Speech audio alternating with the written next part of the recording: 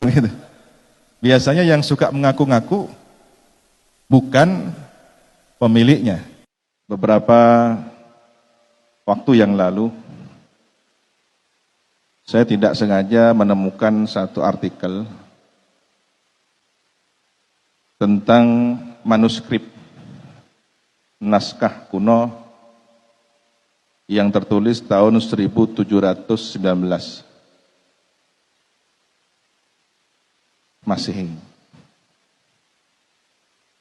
Manuskrip ini adalah tentang jejaring ulama di Nusantara.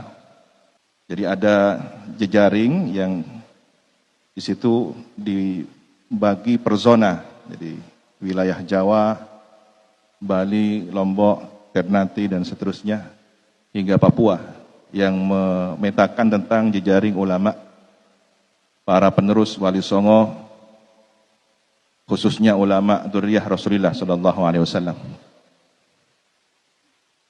Yang cukup menarik kita pada kesempatan hari ini adalah tentang kegelisahan penulis manuskrip tersebut dengan berulang kali menyebut nama Sunan Giri. Nasihat Sunan Giri, bagaimana seharusnya kita menjaga sejarah tentang jasa ulama yang secara khusus disebut keturunan baginda Nabi Muhammad SAW, penerus perjuangan Wali Songo. Di sini kami dapat membaca bahwa jejaring itu sudah terbangun sejak lama, yang kemudian dikokohkan, dilanjutkan kembali di era Hadratus Syekh Kiai Hasyim Asy'ari. Apa yang menarik dari manuskrip tersebut? Tentang, boleh dikata kong kali kong atau konspirasi antara neo-feudalisme dengan kolonial waktu itu untuk menghapus sejarah perjuangan para ulama pewaris perjuangan Wali Songo dzurriyyah Rasulullah. Seakan kejayaan teritorial Nusantara ini tanpa ada jasa mereka.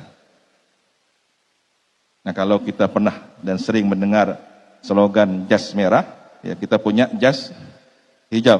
Jangan sekali-kali melupakan jasa ulama, sejarah ulama. Nah, ini yang harus terus dikawal oleh Nahdlatul Ulama. Dan boleh jadi konspirasi itu dalam bentuk yang lain di masa-masa yang akan datang, yang pada akhirnya kita harus mengkhawatirkan tidak menjadi tuan di tanah sendiri. Wal'iyadzubillah, semoga terhindar dari hal tersebut. Dan ujung tombaknya sekali lagi harus kita sebagai penerus, pelanjut, dan pengkhidmah perjuangan para ulama tersebut. Oleh karena itu, apa yang menjadi pesan, nasihat Sayyidul Jadd almarhum Al-Mafullah Kiai Haji Raden As'ad Syamsul Arifin. Kiai As'ad mendengarkan para sesepuh dari ulama berkisah adanya tulisan naskah kuno. Lagi-lagi ini manuskrip ya. Apa yang tertulis? Kata Kiai As'ad, mengutip diskusi para kiai sepuh bahwa Sunan Ampel Raden Ahmad rahmatullah semasa mengaji, bermukim atau mondok di kota Madinah kira-kira 4 abad yang silam ya, karena beliau seusia Imam Abdullah bin Alawi al-Haddad Sahibur Ratib.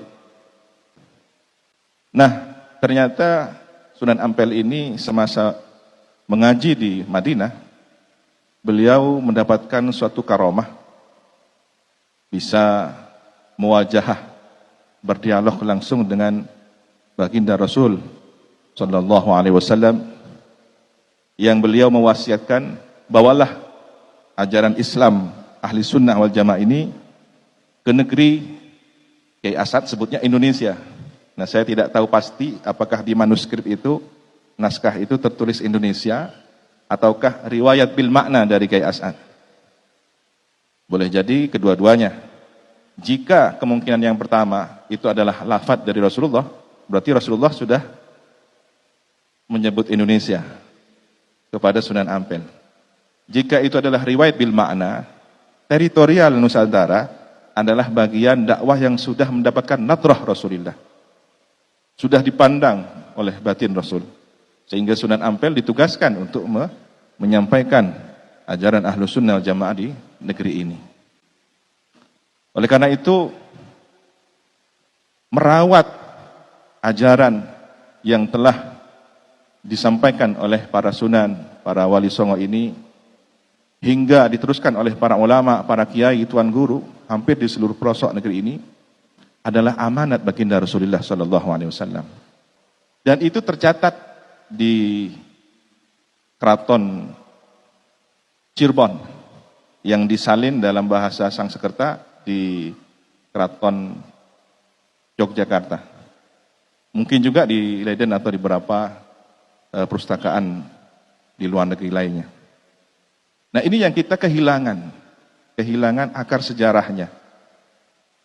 Biasanya yang suka mengaku-ngaku bukan pemiliknya.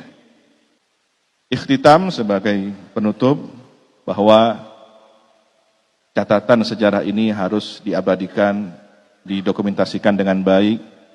Manuskrip ini harus terawat, ya. Dan di Indonesia masih sedikit tokoh pakar manuskrip, masih sedikit yang serius membidangi tentang persoalan naskah-naskah kuno ini. Alhamdulillah beberapa pesantren sudah merintis kajian-kajian manuskrip tersebut. Karena ternyata tercatat tadi naskah kuno Bali Lombok mencatat peristiwa tentang konspirasi antara kolonial Belanda dengan neo feodalis di zaman itu, tahun 1719. Kenapa kita harus kembali kepada sejarah? Karena akalnya semesta ini adalah sejarah. Kalau kita ingin karakter seseorang mengetahui, kita kan perlu melihat kurikulum vitae-nya. Ya, begitulah pentingnya kita melihat akal sejarah dari catatan-catatan naskah para ulama kita.